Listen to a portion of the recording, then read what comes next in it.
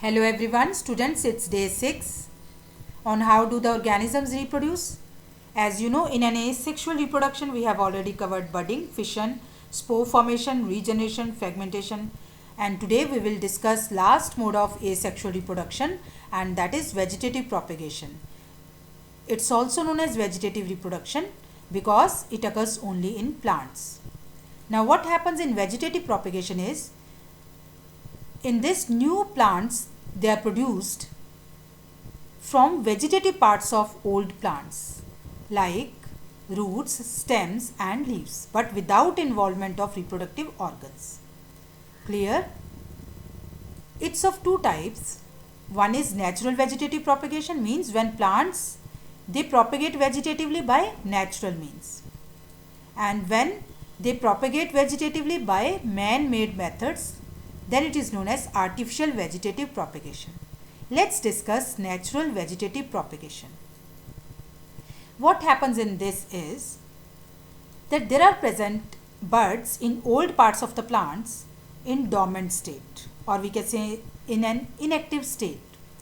When suitable conditions are provided, these buds become active and grow to produce new plants. Very simple. Example is ginger plant. Here you can see buds are present in ginger plant, right? They become active under suitable conditions and produce new plants.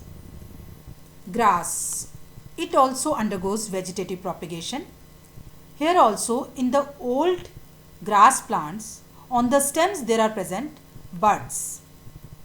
In dry, these are dry fields, grass fields, right?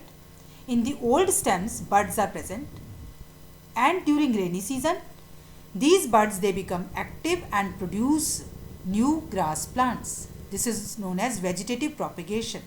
That is the reason that all the grass fields they become green during rainy season. Clear? Next is vegetative propagation in potato.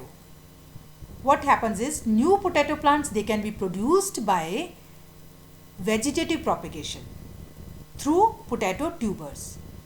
Now what is a potato tuber, or we can say potato? It's an underground thickened underground stem of potato plant. It's thick due to storage of food. This you can see, all these are potato tubers. Now how it produces new plant?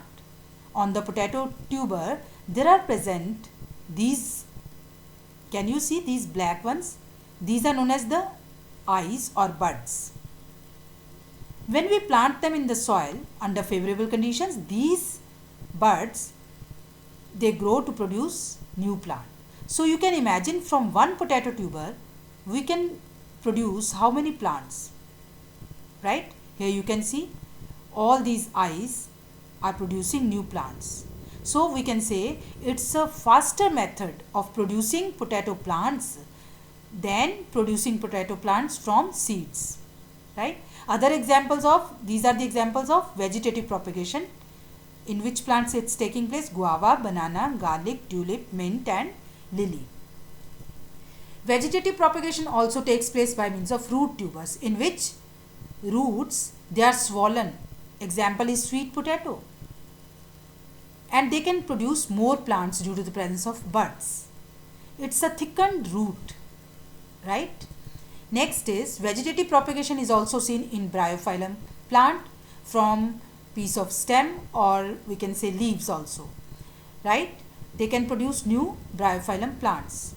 For example, if a stem cutting it drops, or we can plant a stem cutting in the soil, it will produce a new Bryophyllum plant, right? Similarly, in case of leaves, it's very interesting.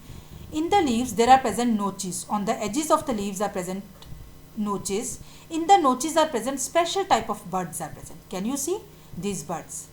If they fall on the ground, roots appear and they can produce new Bryophyllum plant, right? This is how vegetative propagation in Bryophyllum takes place through buds. And this can also happen that these buds on the leaves they grow into small plantlets. These are plantlets, and if the entire leaf that falls on the ground, these plantlets again can grow to produce new plants. Clear, students? This was all for today, and you have to do all these questions in your notebook. Thank you students. See you in the next class. We will discuss another part of that is artificial vegetative propagation.